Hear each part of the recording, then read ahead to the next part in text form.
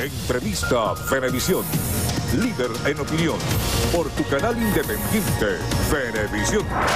Muchísimas gracias por acompañarnos en Entrevista Venevisión. Ya estamos listos para iniciar nuestra conversación con el invitado del día de hoy. Él es Julio Chávez, constituyente, presidente de la Comisión de Fortalecimiento de Democracia Participativa, Consejos Comunales y Comunas. Gracias por acompañarnos. Gracias a ti. El tema electoral sigue siendo muy determinante, no solamente a nivel nacional, sino también a nivel internacional. El diputado Julio Borges, en su periplo internacional, ha hecho fuertes declaraciones y haciendo como un llamado para que exista un rechazo a lo que ellos consideran unas elecciones ilegítimas, las que se van a celebrar el 20 de mayo. Y voy a citar algo que salió publicado en el periódico francés Le Figaro el día de hoy en una entrevista donde el diputado Julio Borges aseguró que la situación en Venezuela se ha convertido en un problema mundial que afecta a todas las democracias del mundo. También dice que la razón es que el régimen del presidente Nicolás Maduro no solo tiene vínculos con el narcotráfico, grupos integristas islámicos o guerrillas como la FARC o el ELN en Colombia, sino también con la financiación de la extrema izquierda en Francia y en España y de los separatistas catalanes. Distintos voceros de la oposición venezolana, acompañados por el expresidente del gobierno español, Felipe González, reclaman hoy que España lidere en la Unión Europea y en Iberoamérica el rechazo internacional a lo que ellos consideran un fraude que se va a celebrar el 20 de mayo. ¿Qué opina usted de estas fuertes declaraciones? Bueno, ya no sorprende, Endrina, para nada, digamos, la capacidad de mentir de estos dirigentes de la oposición venezolana, cómo a lo largo de este tiempo se han dedicado a recorrer el mundo, ¿no?, para descalificar, para desconocer, para malponer el país. Son capaces de llegar al extremo, Endrina, de hablar de que hay una flagrante violación de derechos humanos en el país, cuando ellos propiciaron, como todo el mundo sabe, como es público, notorio y comunicacional, todas esas agresiones, todos esos actos de terrorismo que desencadenaron muertes inclusive en el país. Sorprende sobremanera entonces cómo estas personas que no ocultan realmente su intención de que sobre nuestro país se venga bajo el pretexto de una ayuda humanitaria, ¿no?, tropas extranjeras, para tratar de revertir lo que ha venido ocurriendo en el país. Creo que eso realmente contrasta con lo que es el anhelo del pueblo venezolano. Porque si alguna cosa, Endrina, se ha convertido Venezuela para el mundo entero, es en una referencia de que en este país existe la democracia plena, que hemos sido inclusive reconocidos mundialmente como uno de los sistemas electorales que mayor garantía le ofrece, ¿no?, a lo electorado, a los venezolanos y venezolanas. Mientras ellos hablan de dictadura, aquí cada día se convocan más elecciones. Fíjate, Endrina, si no es tan lamentable y tan deplorable, ¿no?, esta posición mentirosa de Julio Borges, que en la propia sede de la Unión Interparlamentaria Mundial, la representación venezolana de la oposición venezolana, cuando fue a introducir un documento en la GRULAC, en el Grupo Latinoamericano y del Caribe, para que se condenara a Venezuela, fueron los propios países como República Dominicana quien le echó en cara, ¿no?, a esta delegación opositora venezolana, que dejen de mentir, que ya está bueno de que mientan al mundo, porque en República Dominicana fueron testigos de sección de que el presidente Danilo Medina, de que el pueblo dominicano facilitó todas las posibilidades para que se llegara a un acuerdo, Endrina. Y al final, ¿qué hizo Julio Borges en la oposición? Pateó la mesa, desconoció al pueblo dominicano, y esa intención de condenar a Venezuela no pasó en la Unión Interparlamentaria Mundial. Y yo creo que entonces esta campaña de Julio Borges, estos sectores, realmente no va a lograr el consenso, porque si algo quisiera Europa es tener un sistema electoral, o los Estados Unidos, o Honduras, o cualquier país de América Latina, es un sistema electoral como el venezolano. Si se toma como indicador el éxodo de venezolanos a la Unión Europea, la Oficina de Apoyo Europea al Asilo dice que se incrementó en un 800% el número de venezolanos que pidió asilo en esas naciones de la Unión Europea, principalmente en España. ¿Qué explicación se puede dar a esto por parte del gobierno cuando se habla de una diáspora de más de 4 millones de venezolanos? Bueno, yo creo que si esas cifras fueran reales, Endrina, entonces dentro de pocos meses aquí en el país no habría nada, ¿no? No habría nadie. Y yo creo que eso realmente no es la realidad en cifras de lo que está ocurriendo. No negamos realmente que haya, ¿verdad?, producto de toda esta agresión criminal, de esas gestiones de Julio Borges en el mundo para bloquear al país, para tratar de acercar al país, para perseguirlo financieramente. Bueno, eso por supuesto ha generado un deterioro, ¿no?, en el salario de muchas personas que han optado por cuidar ese salario y tener que emigrar a alguno de estos países, ¿no?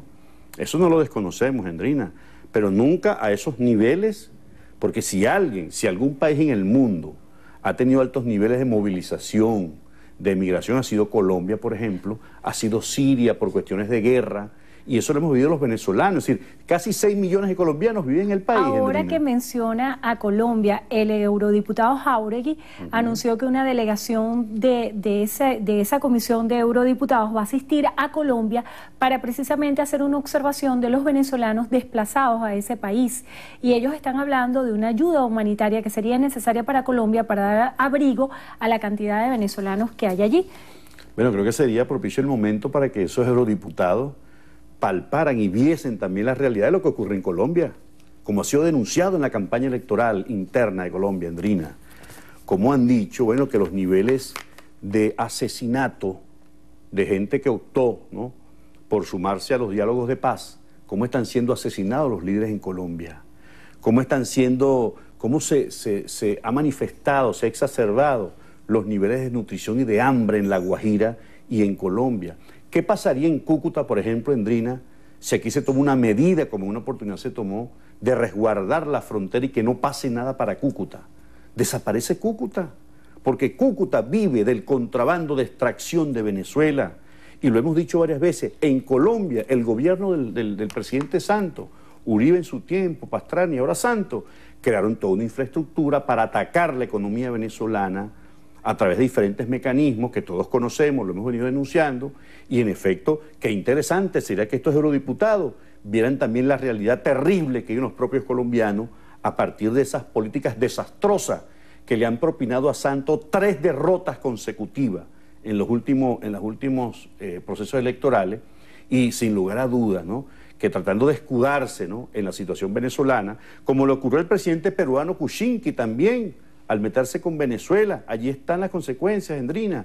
Y eso ha venido ocurriendo con algunos países que han intentado, ¿verdad?, sumarse a todo este coro de voces de que en Venezuela hay una dictadura, de que hay violación de derechos humanos, cuando realmente lo que nosotros estamos planteando y hemos garantizado a través de la Asamblea Nacional Constituyente es la paz, y estamos haciendo grandes esfuerzos por recuperar precisamente la prosperidad, la productividad, y en eso seguramente nos va a tocar recibir a esos venezolanos que lamentablemente han salido, Endrina. Tendremos que en una oportunidad recibirlos también, porque de seguro estamos que toda esa pretensión de Julio Borges y la oposición venezolana no va a pasar, Endrina.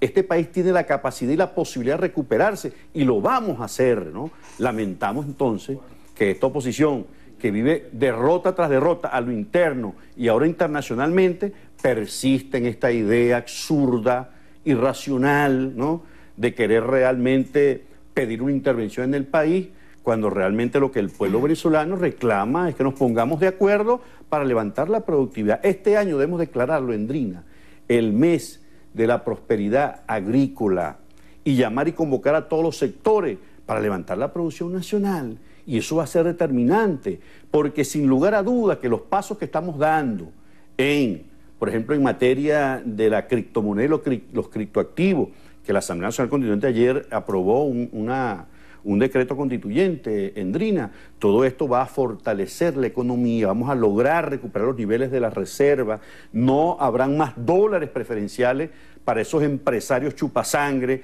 y en consecuencia tenemos que ponernos de acuerdo para levantar la producción.